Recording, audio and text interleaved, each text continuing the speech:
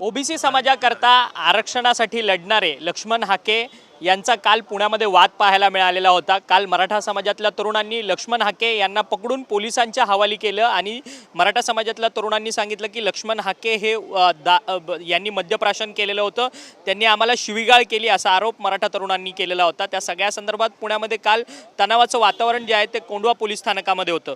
सुधीर मते या तरुणाने या तरुणाचं नाव जे आहे ते लक्ष्मण हाके सातत्याने घेत आहेत। ते सुधीर मते आहेत ते छावा संघटनेचे सदस्य आहेत। आपल्यासोबत गंगाधर काळकुटे जे छावा संघटनेचे अध्यक्ष आहेत। सुधीर मते हा तुमचाच संघटनेचा पदाधिकारी आहे का? काल जी घटना झाली त्या सगळ्या संदर्भात तुमच्याकडे काय माहिती?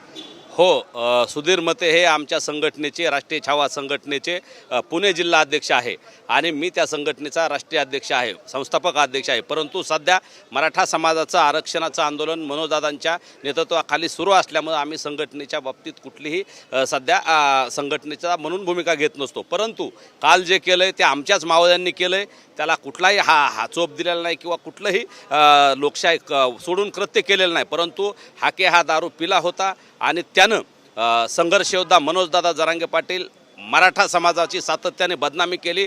मराठा द्वेषी हा माणूस आहे आणि त्याचं तो वैयक्तिक लेवलला जाऊन पाटलावरती असेल समाजावरती टीका करतो आणि मनोजदादावरती सुद्धा त्यांनी टीका केलेली आहे। म्हणून तो 2-3 महिने झालं त्या ठिकाणी जाऊन दारू पितो आणि आमच्या लोकांना हे माहीत होतं। परंतु कालही तसाच प्रकार त्यानं केला।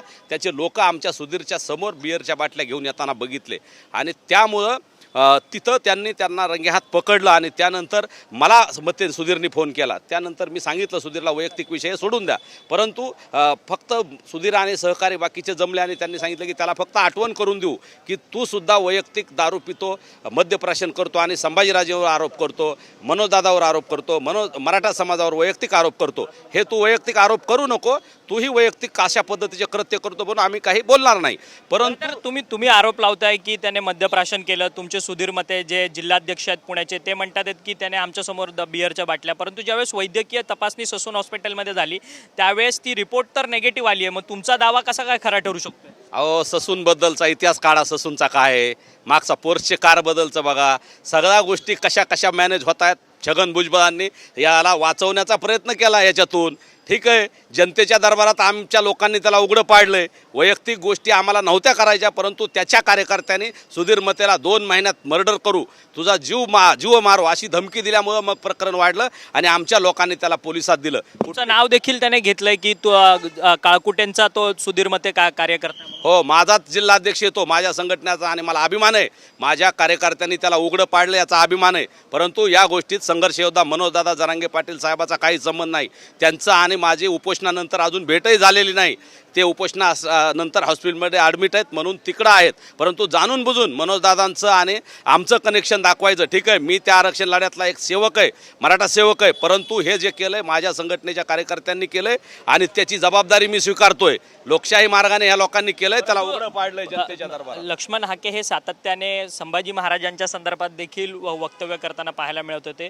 ते त्यांच्यावरती देखील आरोप लावतात की संभाजी महाराजांच्या लोकांनी माझ्यावरती ट्रॅप ठेवलेला, पाळत ठेवलेली होती आणि मला अडकवण्याचं षडयंत्र त्यांच्याकडनं केलं गेलं। यामध्ये मनोज जरांगे पाटलांचा सुद्धा हात आहे असं लक्ष्मण हाकेंचं मत आहे। नाही, संभाजीराजेंचे लोक त्यात सुरुवातीला नव्हते। सुधीर मते एकट्यानंच तिथं पाहिलं, तो त्या भागात राहतो, हाकेही त्या भागात राहतो।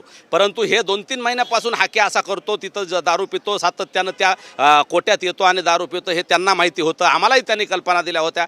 अनेक हाकेचे व्हिडिओसुद्धा त्यांनी अनेक पनवेलच्या कुठल्या डान्स बारमधले कुठले पाठवलेत असं ते सांगतात। परंतु आम्हाला कोणाच्या वैयक्तिक आयुष्यात जायचं नाही म्हणून आम्ही त्या गोष्टीत गेलो नव्हतो। परंतु हा जाणून बुजून वैयक्तिक आयुष्यात जातोय। संभाजीराजेंवरती काय आरोप केले त्याने की संभाजीराजेबद्दल बोलला की हा बेवडेत, परत तुम्ही झक मारायला तिथं गेलता, हे शब्द आहेत का हाकेचे? जी राजगादे छत्रपती शाहू महाराजांनी तुम्हा आम्हाला आरक्षण दिलं, शिवाजी महाराजांमुळे आम्ही आज या महाराष्ट्रात स्वाभिमानाने राहतो आणि जाणून बुजून वंशजावरती असे आरोप करतो। मनोजदादावरती किती खालच्या पद्धतीने आरोप केले। त्यांचे वडिलाबद्दल अश्लील पद्धतीने बोलला तो, त्यांच्या वडिलाबद्दलची भाषा असेल किंवा एकेरी रोज उल्लेख असेल, त्यांच्याबद्दल काय घाणेरडं बोलतो आणि मराठा समाजाबद्दल बोलतो। मनोजदादा कधीही ओबीसी सामान्य ओबीसीच्या विरोधात कधी बोलत नाहीत, कुठल्या जातीच्या विरोधात बोलत नाहीत, परंतु हाके हा जाणून बुजून मराठा समाजाचं नाव घेतो. सातत्याने मराठा समाज मनोजदादाला बदनाम करायचा प्रयत्न करतो आणि संभाजीराजेला सुद्धा त्यानं या मागच्या भेटी दरम्यान तिथं आले नाही ज्याचा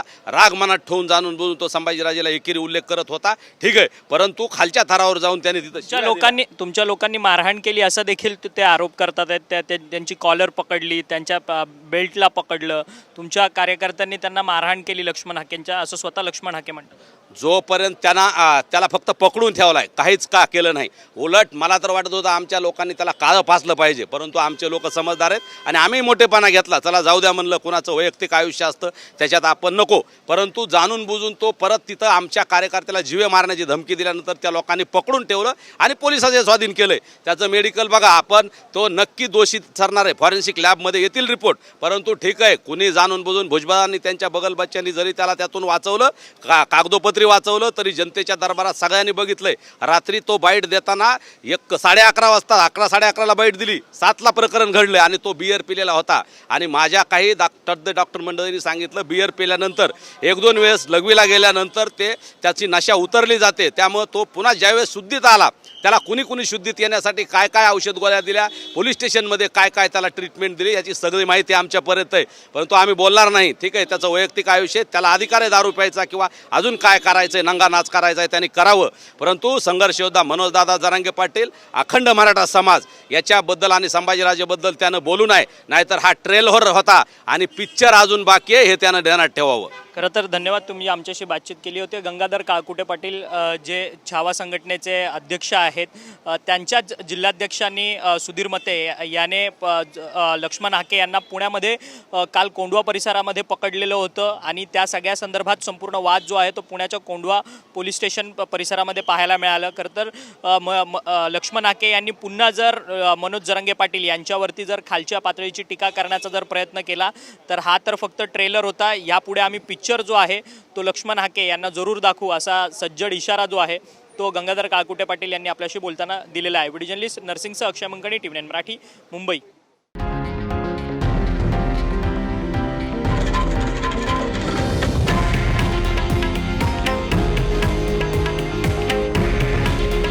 हे आहे देशातील नंबर 1 न्यूज नेटवर्क आणि आपण पाहत आहात TV9 मराठी. काळजी तुमची, हित महाराष्ट्राचं.